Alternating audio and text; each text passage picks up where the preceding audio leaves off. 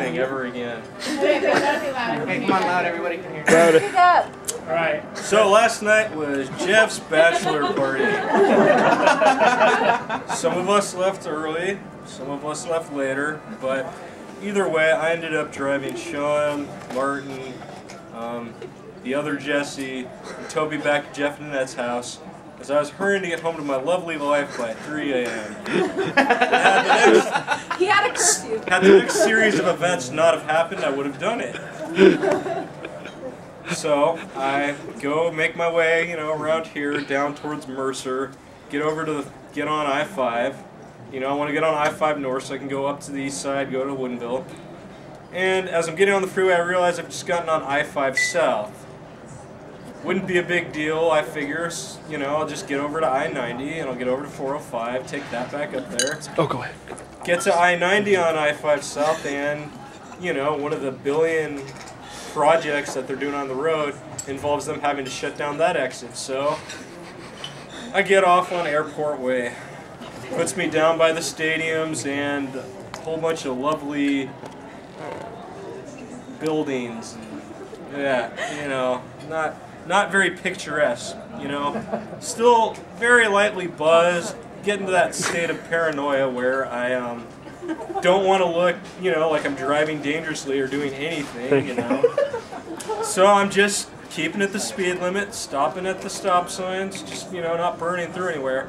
I get up to the stop sign and I notice out to the right there's a few sketchy looking characters. There's, as I keep adding, the guy on the bicycle, just kind of standing there.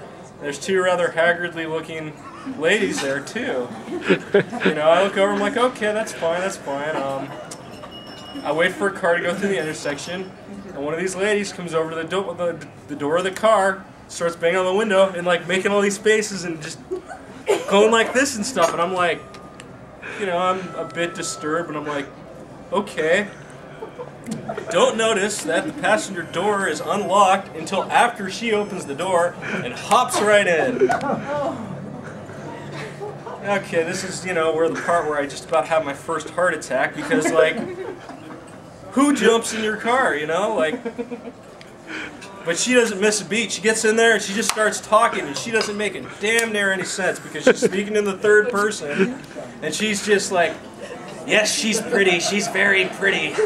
They got her a 2-room condo. They gave her an 8-ball. And I'm like, I don't know what to do, I don't know what this character, I don't know, my first instinct is whatever you do, don't piss her off.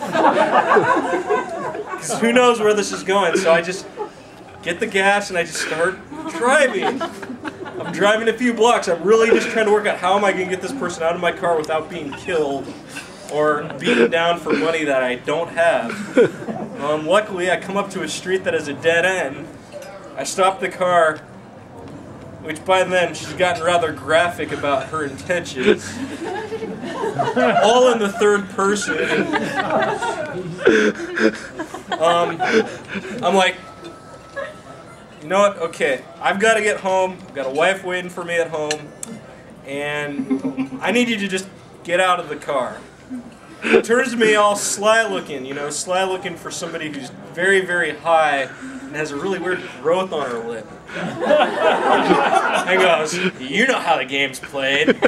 I'm like, no, I don't. I really don't. I'm just gonna take you over there and leave you up. And you know what? I reach in my wallet. I just start fumbling. I find those $3 or $4 I didn't spend at the bar. I'm like, and you can have this, And so we drive over there, and luckily she's being, she's being nice enough. She's not getting agitated. And she goes and she's like, okay. And so she gets out of the car, and she sees this little bag of chips on there. She's like, oh, can I have those too? Yeah, here you go. She slams the door, I get out of there, I go home, and I die a little.